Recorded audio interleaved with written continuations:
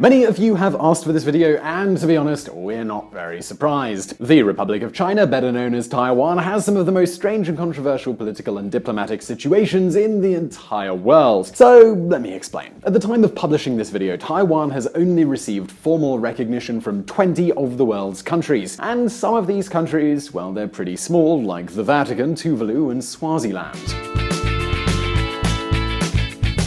Despite all of this, Taiwan has managed to become one of the richest and freest countries on the planet. It has a well-equipped army, and it is one of the spearheads of the United States in Southeast Asia. But before we really get into it, let's take a look back and see where it all began. The Great Chinese Separation. The situation Taiwan finds itself in has its origin in the Chinese Civil War, which took place between 1927 and 1949.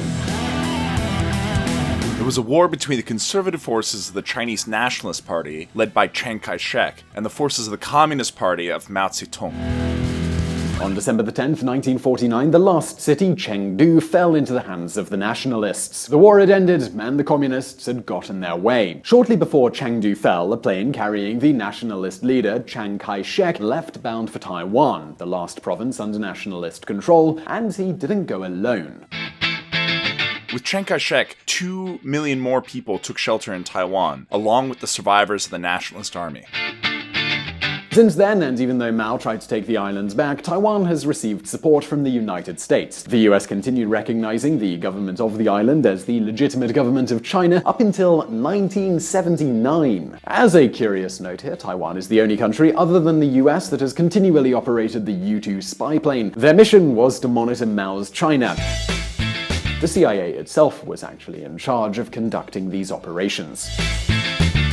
Now, 1979, it's a really important date. At this time, the United States was trying to build trust with Beijing. This was in order to create some sort of double envelopment against the Soviet Union. We actually talked about this in a previous video, and I'll leave a link to that in the description. Well, the thing is, in 1979, the President of the United States, Jimmy Carter, decided to establish diplomatic relations with Beijing, and that meant that they had to stop recognizing the government of the Republic of China, that is, the government based in Taipei. You see, Taiwan never declared its independence. For years, the government based in Taipei kept considering itself as the legitimate government of all of China. And of course, a country can only have, diplomatically speaking, one government. And yes, this is how the One China policy started, and today this is supported by Washington and most countries around the world. This is a change, by the way, that caused Taiwan to lose its place in the UN, as well as other important international organizations. But it is true that the United States was still committed to the security of Taiwan. That same year, in 1979, the American Congress passed the Taiwan Relations Act. This was a document that, among other things, reserved the option for the US to ensure the security and defense of the island. And since that act was passed, the US, well, it's done just that.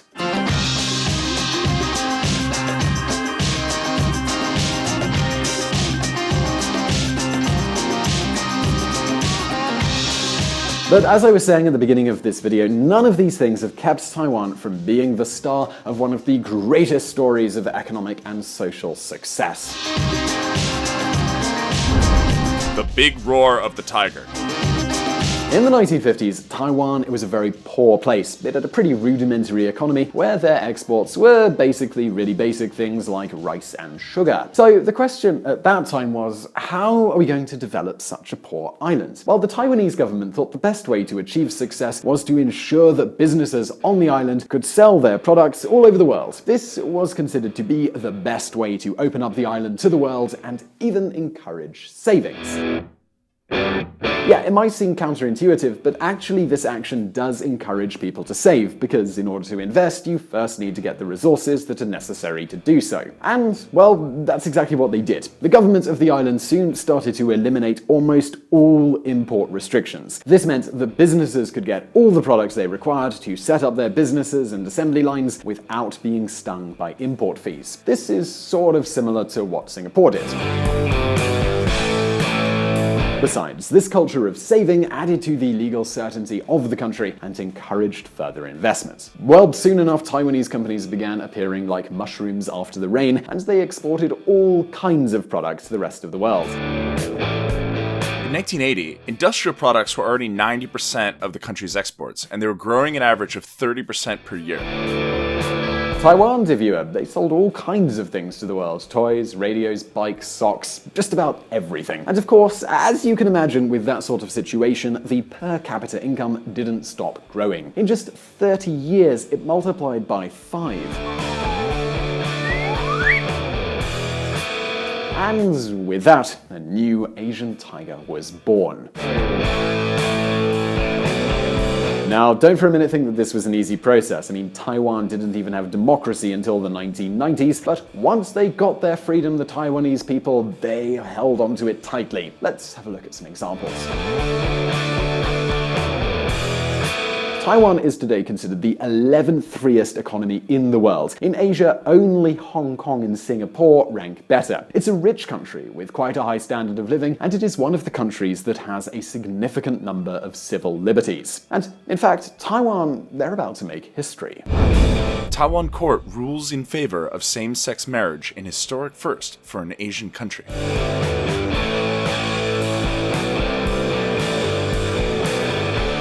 So, as you can see, compared with continental China, well, there really is no comparison. In terms of per capita income, the Taiwanese are today 3 times richer than the Chinese, and they are much more free. But alright, in spite of all of this good stuff, there are still some clouds on the horizon. Clouds in the Taiwanese sky.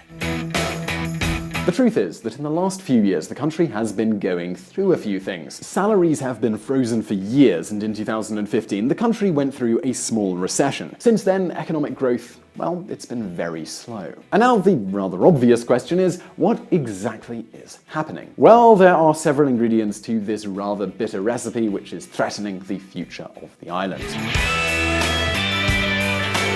Some of this is competition from new emerging markets like China, Indonesia, Vietnam. There's also the brain drain and the aging population and the close to broken pension system. The latter of these, that pension system, is the problem that by far concerns the government the most. Look, for years, the pensions of public workers, they were inflated for political reasons. They did this in order to get votes, and, well, it became really, really expensive. Public pensions were so inflated that they are now threatening the stability of the entire system.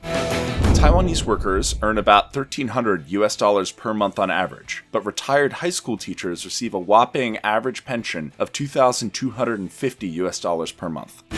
And as you well know, bad policies turn out to be expensive. But let's consider some of the other problems. To continue our metaphor, the next ingredient in our bitter recipe would be what is called the 40-40 issue. So the Taiwanese economy, it's very dependent on the electronic industry as well as commerce in China. Electronic goods are 40% of all of their exports. China is the destination of almost 40% of Taiwan's exports. And so now you might be wondering, well, what exactly is the problem with that? Well, this dependence on electronics in China means that when the electronics industry, or China, isn't doing well economically, Taiwan suffers too. And, well, that's precisely what has happened over the last few years. But wait, because we're not done yet. Above all, there is a political problem which has affected the country severely and has caused foreign investment in Taiwan to be significantly lower than that of the countries nearby. And so, well, what's the problem there? Well, foreign investors, they're afraid of China.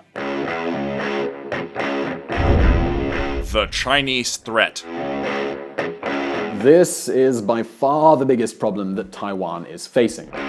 The government of Beijing is determined to regain sovereignty over the island, and it's made a public declaration on the matter that states 2 things. First of all, it will happen before 2049, the 100th anniversary of the People's Republic of China, and second, that they are willing to use force if Taiwan tries to declare its independence. So let me dig into that a little further.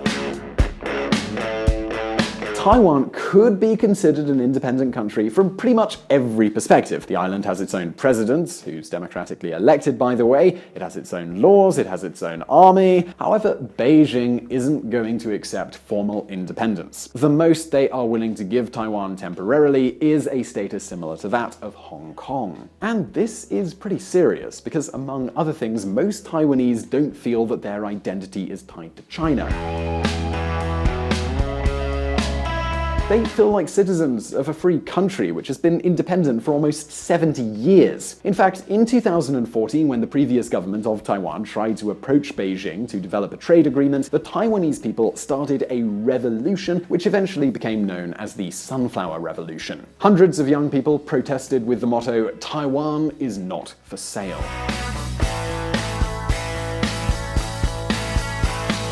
It was exactly under this atmosphere of economic and political frustration that in 2016 the Democratic Progressive Party, a party whose foundations were mainly pro-independence, won the legislative and presidential elections. Tsai Ing-wen, not the closest politician to Beijing, became the first female president of Taiwan. And even though the economy was the most crucial factor, Beijing didn't like this election at all. They disapproved of it so much that they decided to start harassing Taiwan again. In 2017 and up to now, Chinese tourism to Taiwan has been reduced by 40%. Beijing has convinced two countries, Panama and Sao Tome and Principe, to stop recognizing Taiwan, and it is blocking the presence of the island in many international forums. For now, there has been no economic retaliation, but the island know that they could be in for a severe blow. This is why one of the priorities of the new government is to open up to as many new markets as possible, as soon as possible. So now you might be wondering, where is the US in all of this? I mean, this is a VisualPolitik video after all, and we've been a little light on the US so far. So where are they? Well, for now, their support seems to remain intact. In fact, Trump's administration has already approved a weapon sale to Taiwan worth $1.5 billion.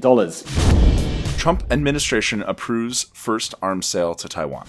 And on top of all that, the powerful Senate Armed Services Committee in the United States allowed Navy ships to use Taiwanese ports, and they did so with a majority of votes from both the Democratic and the Republican parties. If both chambers finally approve that decision, you can bet that Beijing, they're going to be pretty annoyed. But what is Washington's objective here? Well, that would be to try and prevent Beijing from even thinking about a military invasion of Taiwan. And that's pretty much it for now. Here at VisualPolitik, we're going to keep a close eye on Taiwan as the situation develops. But now it's your turn. What do you think the future of Taiwan will hold? Well, you can leave us your opinion in the comments below, as well as in this survey. And I really hope you enjoyed this video. And if you did, please do hit that like button, and don't forget to subscribe if you haven't already for brand new videos every Monday and every Thursday. And don't forget to check out the Reconsider Media podcast. They provided the vocals in this episode that are not mine. And as always, I'll see you in the next video.